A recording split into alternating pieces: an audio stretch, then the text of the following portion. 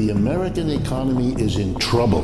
The American empire is in decline. We don't want to discuss it in this country. We engage in denial and in... Olá, amigos do canal Bom Dia Geoeconomia. As tarifas do presidente Trump estão mudando a economia mundial. Estamos diante de um acontecimento histórico, cujas consequências só vamos conseguir medir daqui a 5, 10, 20, talvez 50 anos.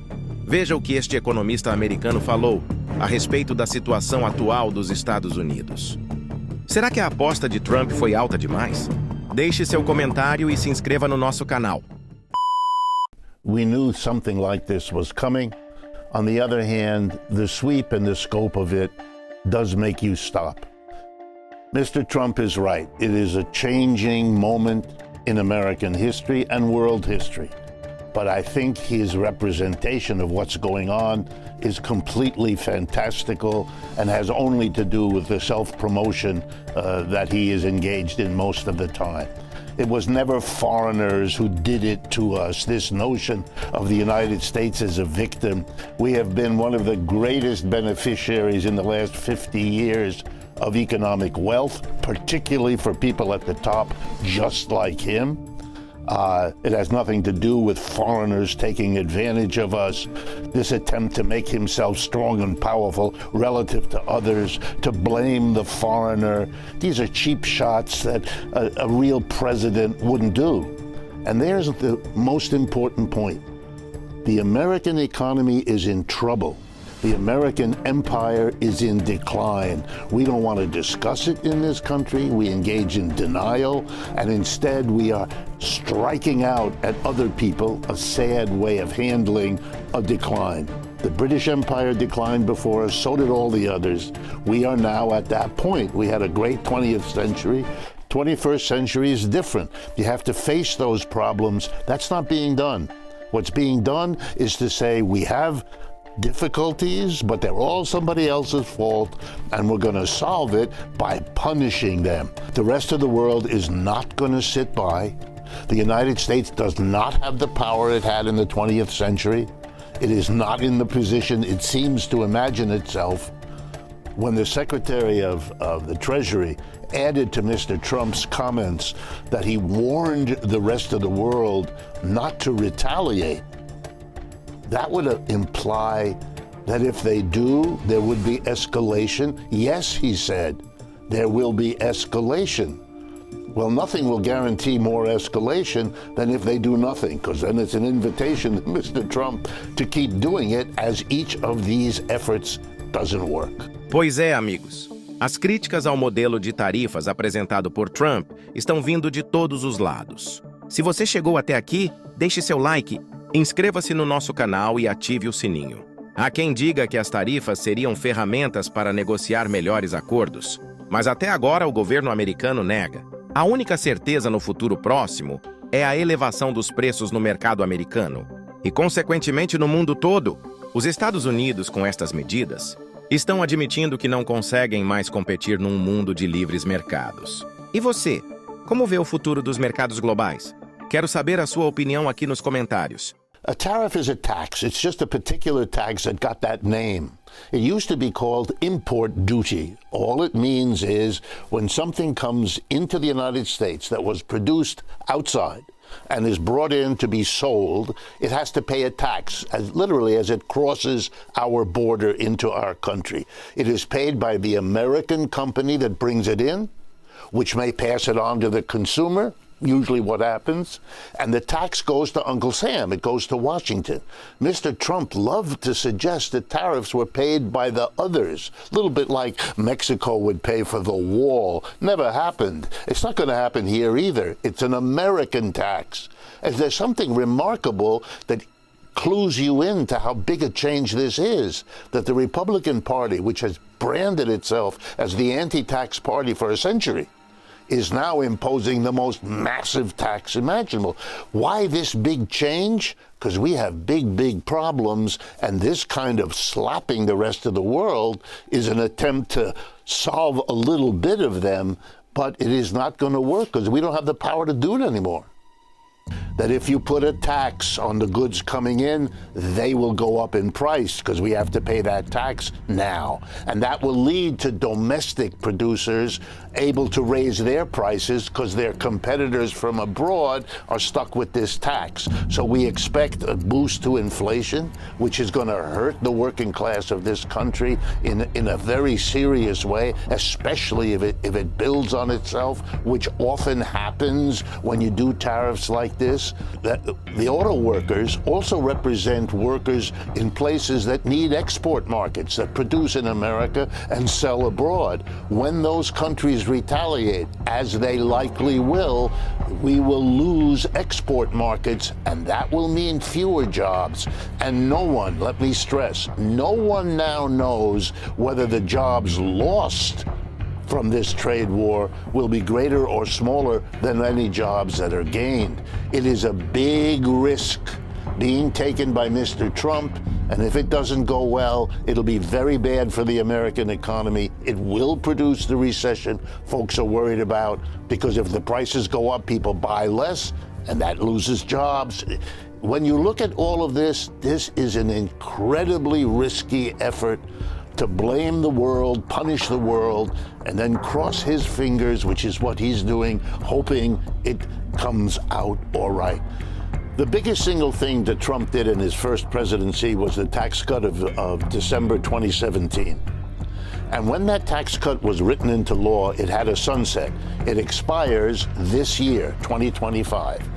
If that expiration is allowed to happen, corporations and the rich, who were the big beneficiaries back then, will face a big tax cut.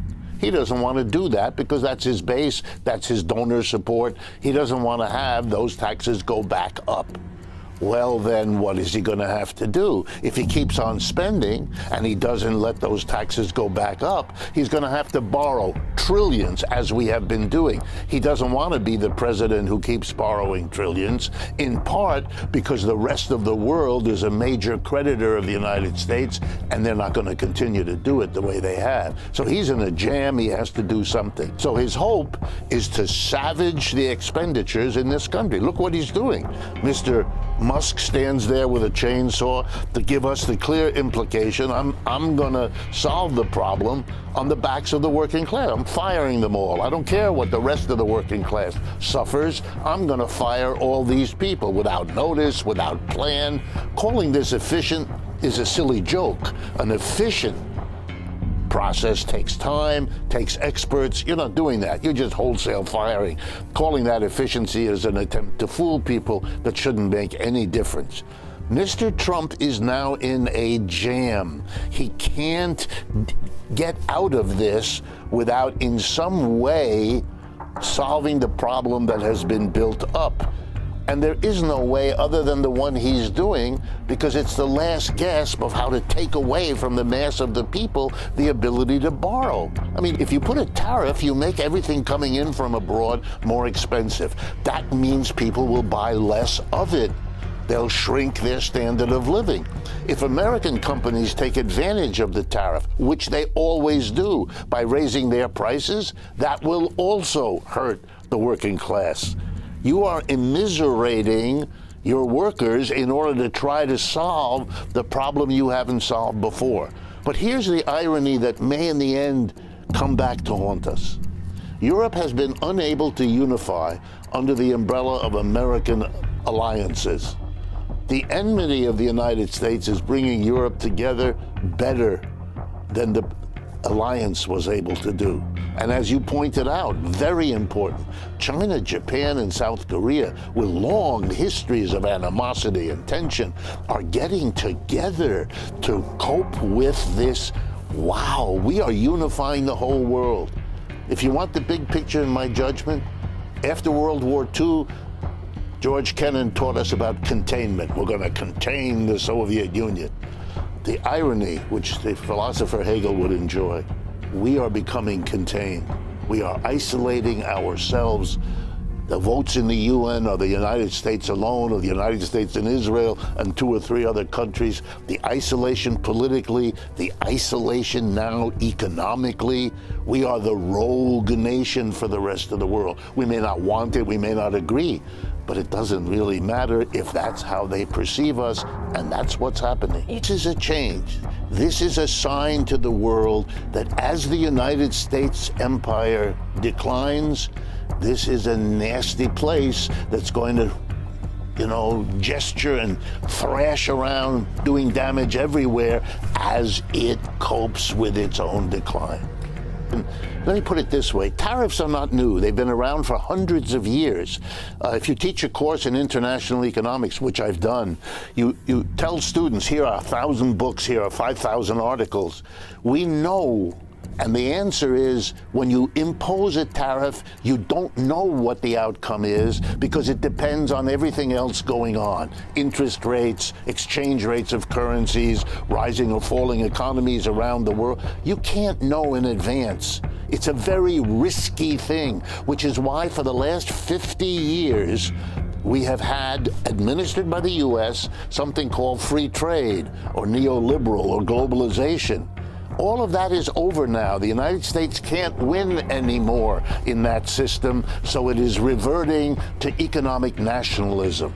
And that's a fundamental shift that throws the world. It was the accepted wisdom for 50 years, the last 50 years, not to do what Mr. Trump is doing now. If you want, you can think that everybody who thought that way for 50 years was wrong, and Mr. Trump, the genius, is correct. But that would be a long shot. Better bet he's trying to save his own political life, and he's trying to cope, to his credit, with a declining economy without having to admit that that's the case. This won't end well. It normally doesn't. And what we're going to see is the fighting against one another of the Europe bloc, the Asian bloc, the American bloc, at a time when the United States is weaker than it has been economically and politically.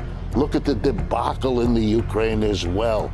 The misunderstanding that the Russians could turn to the Chinese and the Indians to cope with the costs of that war in a way that hadn't been calculated, and is turning out to shape the outcome. And it's not a question of which side you're on, but just watching how it lines up. That's the problem. 30 seconds. I think we are already in 10, 12 years of that decline. It can. Here's a single best statistic.